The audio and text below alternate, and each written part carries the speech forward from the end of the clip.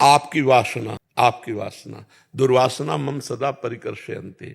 जो पूर्व जन्म की हमारी वासनाएं हैं वो हमारी बुद्धि में ऐसे आकर्षित करती हैं कि हम जानते हैं गलत है, फिर भी हम गलत कर बैठते हैं। और जब हमारे हृदय में कोई भागवतिक कार्य करने तो उसमें भागवतिक बल होता है, भागवतिक कृपा होती है, तभी वो पूरा होता है। नहीं तो हमारी क्षमता नहीं कि पूरा कर सके। नहीं, आपकी क्षमता हो तो हम एक काम देते हैं, 1 घंटा केवल राधा राधा बोलिए, मन कहीं जाने न पावे। 1 दिन का केवल काम है, 24 घंटे में 1 घंटा केवल राधा नाम बोलिए और मन कहीं जाने न पावे, तो तुम्हें बहादुर मान लेंगे कि तुम कुछ कर सकते हो। तुम कुछ कर सकते हो तो बुरा कर सकते हो, और अगर कहीं भला हो सकता है तो भगवान के बल से होता है। नहीं, करके देखो, कोई भी करके देखो। हमें बहादुर तुमको हम वीर बहादुर मानेंगे। ईमानदारी से भगवान को साक्षी करके बैठ जाओ, 5 मिनट केवल टिक जाओ एक जगह, तो हमें बताना। अंदर की बहादुरी है, बाहर की फायरिंग कर लो, लाठी चला लो, ये सब कर सकते हो, लेकिन एक बिंदु पर 5 मिनट टिक जाओ तो तुम्हें महावीर समझे। मन को रोक ले, वही महावीर है। तो साधु महात्माओं के सामने जो नमन करते हो, इसी बात का नमन करते हो कि भगवान के बल से इन्होंने निर्विकारता प्राप्त की, विकारों को त्याग किया और अपने चंचल मन को अचंचल करके भगवान में स्थित कर दिया। नहीं तो क्या है, तुम्हारा पंचभौतिक हमारा पंचभौतिक, तुम्हारे कपड़ा हमारे कपड़ा, रंग बिरंगे कपड़ा से कोई थोड़ी फर्क पड़ता है। हम उस पद को नमस्कार करते जहां हम फिसल गए।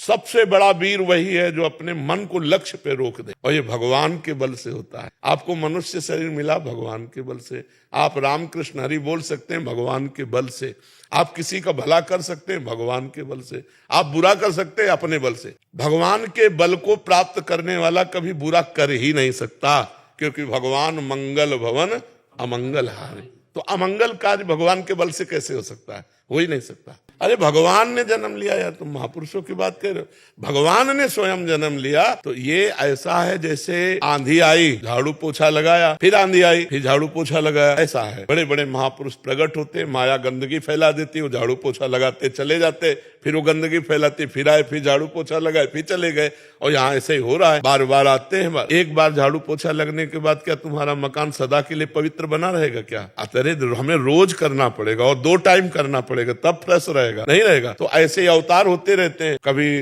रामकृष्ण परमहंस जी प्रकट हुए, कभी अमुक प्रकट हुए, कभी अमुक प्रकट हुए। महाराज के पूरे भारत को पवित्र कर दिया, महाराज के अपने प्रांत को पवित्र कर दिया। अलग अलग प्रांतों में प्रकट हुए। झाड़ू पोछा लगाने का मतलब बुद्धि को शुद्ध करना।